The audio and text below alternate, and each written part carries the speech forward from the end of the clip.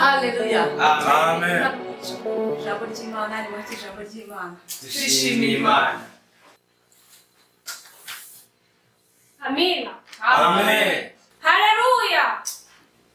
Mukomere Imana amashyi kubw'ijambo mu Pastorine atugejejeho yicara mu mwanya we Imana yamuteguriye.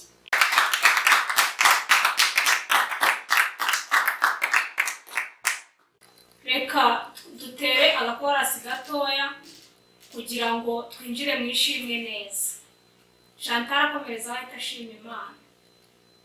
Wandindiye izamu w'Imana we.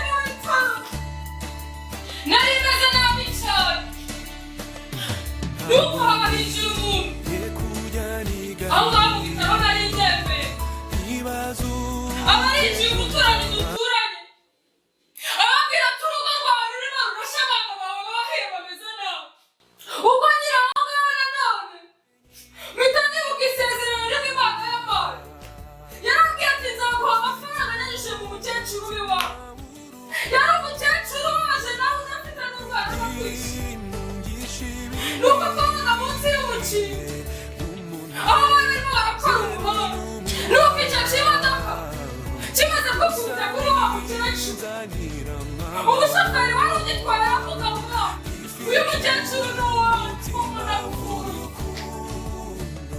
Abamuhaye amafaranga menshi cyane kugeza n'ubu ntazi umubare wayo.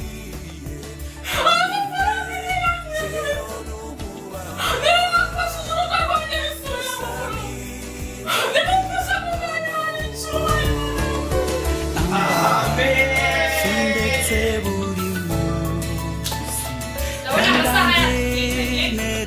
Twakire umuntu atugezeho ishimwe ajyanye korera imitwaro. Haleluya.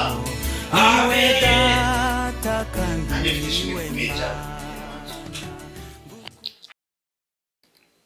ishimwe rikomeye cyane ku mutima. Murabyumva? Umugore wanjye n'abana banjye bamaze iminsi myinshi batarya batanywa.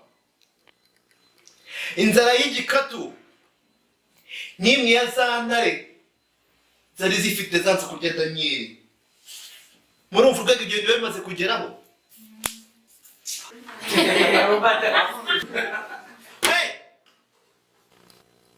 Ejo bundi Imana yeretse ko nyiyereka ndi kumanuka muri ziriya nshya zo mu kubo, mbona igikapu cy'umukara cyuzuye amafaranga, mpita nimanukira. Haleluya. Amen. Mpita muri iki? Wimanukira. Mpita nimanukira. Ndabasabye mwese mumere Imana icyubahiro. Icyubahiro ni icy'Imana. Murakoze cyane. Nanjye muri aka kanya ubu tuvugana nanjye misangira ishimwe rikomeye cyane. Imana irankoreye cyane. Nuko ubwo nari nzamutse kwa Mana ndimo ndamanuka nzamukiye muko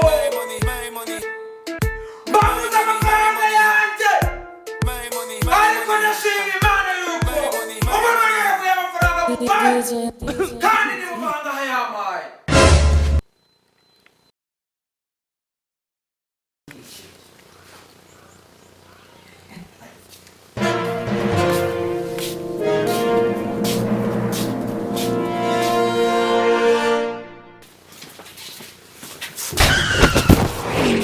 Akose Mana yo kumurira bimeze biti?